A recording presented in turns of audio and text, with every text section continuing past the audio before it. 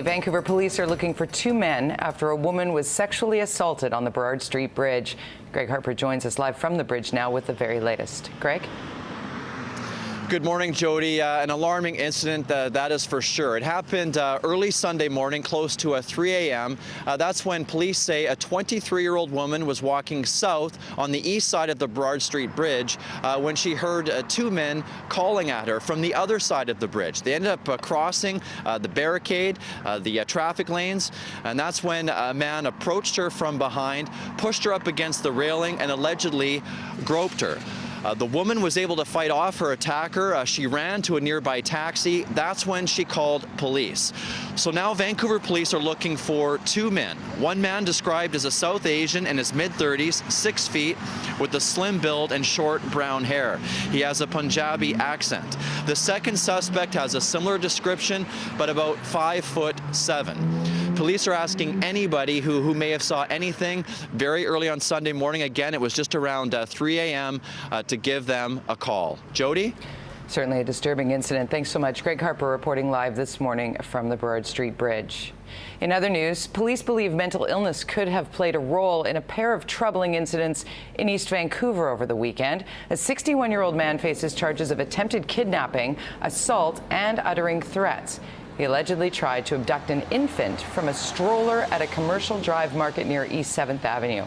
He was stopped by the mother and another customer. Police say the man threatened a second infant a short distance away. He was arrested peacefully. Investigators still want to talk with the mother in the first incident. There's been a breakthrough in the effort to find out what brought down AirAsia Flight 8501 in the Java Sea. Search crews have recovered one of the black boxes and say they know the location of the second one. Divers found the flight data recorder under the wreckage of one of the plane's wings. Search teams have also located but have not yet recovered the cockpit voice recorder. The flight went down December 28th with 162 people on board. So far, the bodies of only 48 people have been recovered.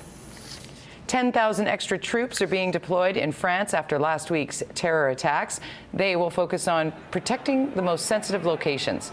17 people have died over 3 days of attacks. The country's defense minister says the threat is still present.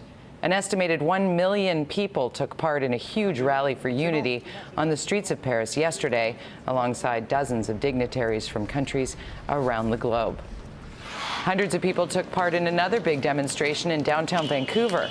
Participants marched to the art gallery and rallied in support of the French. They also tackled the issue of religious tolerance with speakers from the Jewish, Muslim, and Christian communities. They talked passionately about the need to emphasize similarities over differences. I don't have a guarantee from God that's saying I am right. And nobody else has this right. So we all share the same thing. We all have to respect each other. And I'm very, very sad that things taking place in the name of the faith.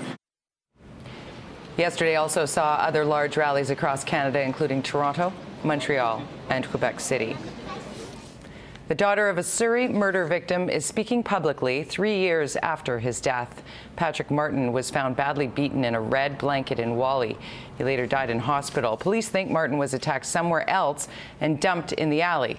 The 41-year-old had just bought a birthday present for his daughter. Now 19 years old, she's still struggling with his death and is looking for answers, with no arrests made. It's a pretty harsh reality because we see all these stories on the news and stuff about other murders happening, and then a week later the person's been pronounced guilty. And we're just, me and my family are just sitting around waiting and nothing's happening. It's pretty hard to deal with. Martin battled substance abuse, but his family says he cared deeply about all 4 of his children.